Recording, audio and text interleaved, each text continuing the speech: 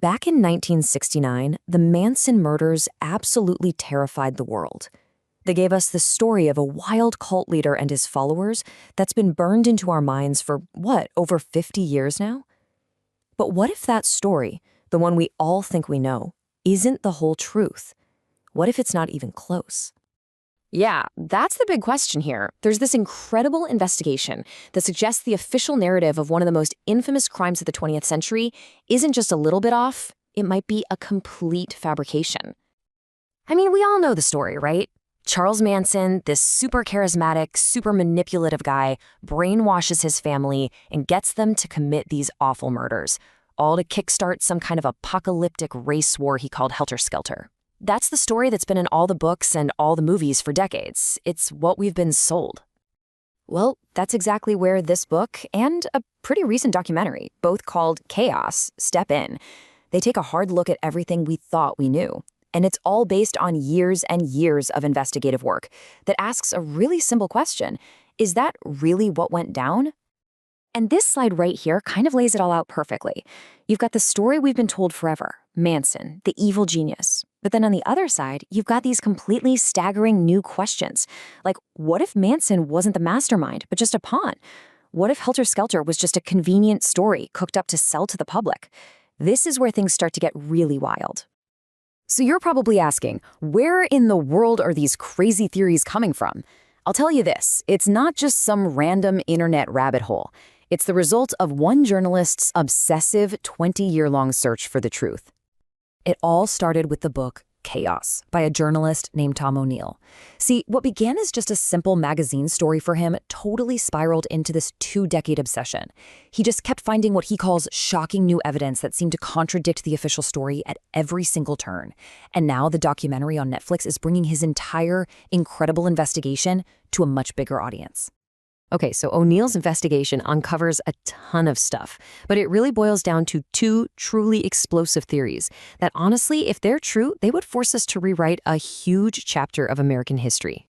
So the first theory, it goes right for the jugular of the official narrative.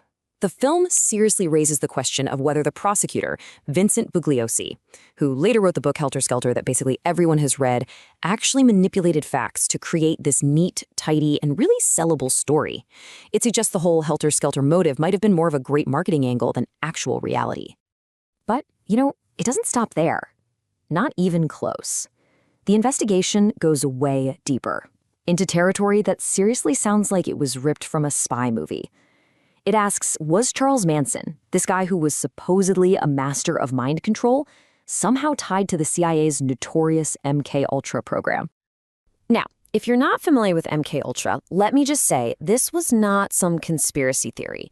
It was a very real, very secret CIA program.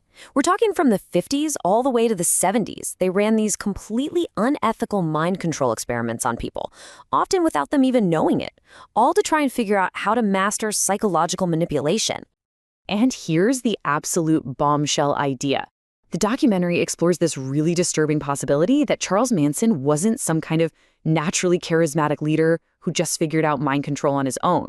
Instead, it asks, what if he was a product of this program? Or maybe a failed experiment? That he wasn't the puppet master, but the puppy? All right, it's really important to be clear about what this investigation is and what it isn't. It's all about raising some very serious questions, not about giving us all the final easy answers.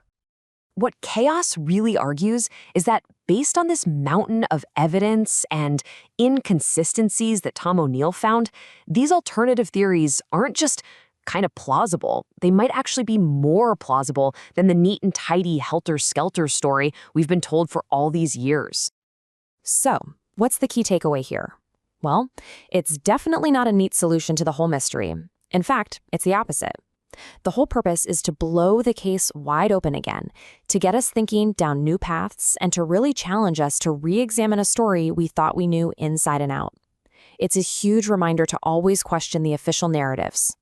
So at the end of the day, Chaos leaves you with way more questions than answers. It hits you with these compelling theories and some really disturbing evidence, but it doesn't give you a final verdict. And maybe that's the point. It leaves you with this one giant lingering question. If the story of one of the most famous crimes in history could be this wrong, What else about our past isn't what it seems?